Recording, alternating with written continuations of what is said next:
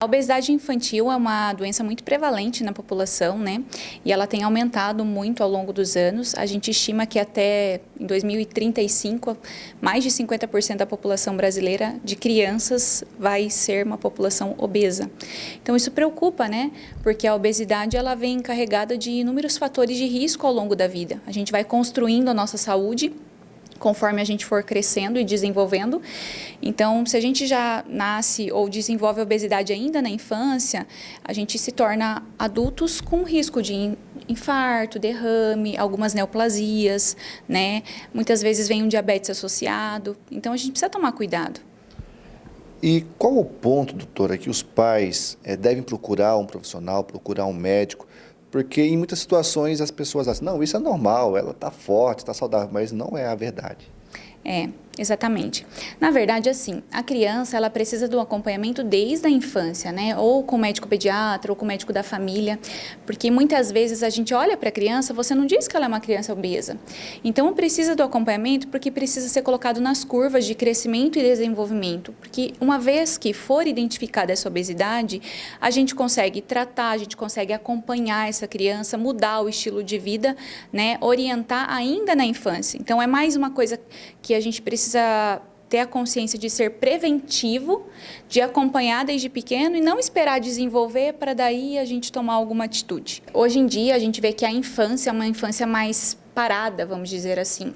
As crianças ficam mais em casa, mexem no celular, têm acesso à televisão, telas, videogame. Então, às vezes, um uso abusivo disso, em detrimento de atividades ao ar livre, né, que estimulariam o desenvolvimento, estimulariam a queima de calorias, por exemplo, vamos dizer assim, né?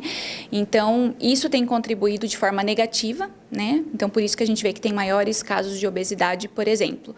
Em relação à alimentação, hoje tem mais acesso, né? Então, tem muito alimento industrializado, alimento com condimento, alimento com excesso de açúcar, com excesso de sal, e isso acaba sendo muito mais disponibilizado. As crianças têm mais acesso, elas comem mais. E muitas vezes de forma desregrada, né? E isso contribui para o desenvolvimento da obesidade infantil. E como que os pais podem ajudar essa criança nesse momento?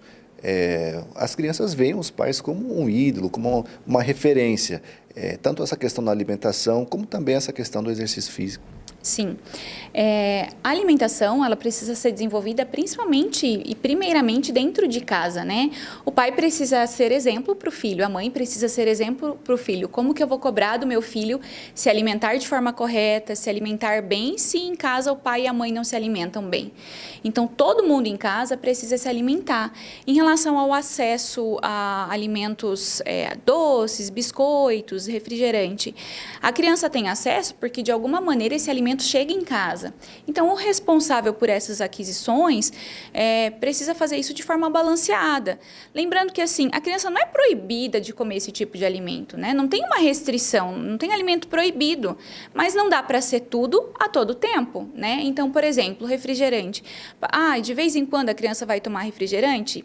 A gente não pode falar que não vai, porque vai tomar, a gente não pode tampar os olhos, né? Tapar os olhos.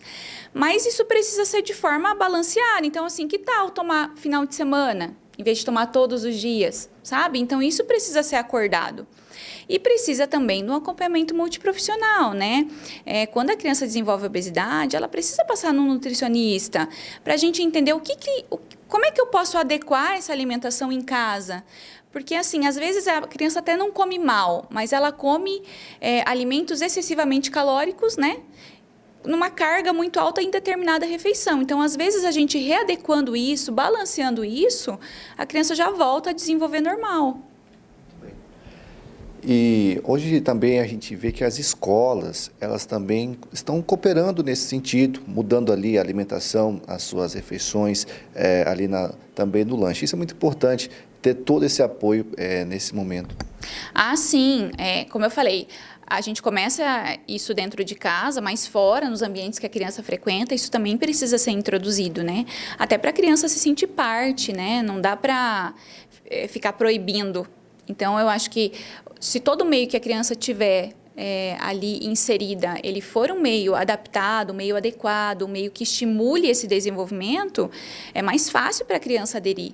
Se ela vê os coleguinhas comendo bem, da mesma maneira que ela está comendo bem, ela vai se alimentar, né? Ela não pode ser diferenciada nesse sentido. Então, tendo esse apoio também fora de casa, isso é muito importante. Doutora, mais uma vez, muito obrigado pela sua participação, pela sua entrevista e também está esclarecendo essas questões aos nossos telespectadores. Eu deixo aqui as suas considerações finais. Eu que agradeço pela oportunidade. É sempre um prazer vir aqui. E qual que é as suas redes sociais para o pessoal também conhecer um pouco melhor do seu trabalho? @doutora Pamela Bianchetti no Instagram. Lá tem todos as minhas postagens, né? Eu tento falar um pouco sobre os conteúdos das áreas que eu atuo, sempre trazendo um pouquinho de novidade.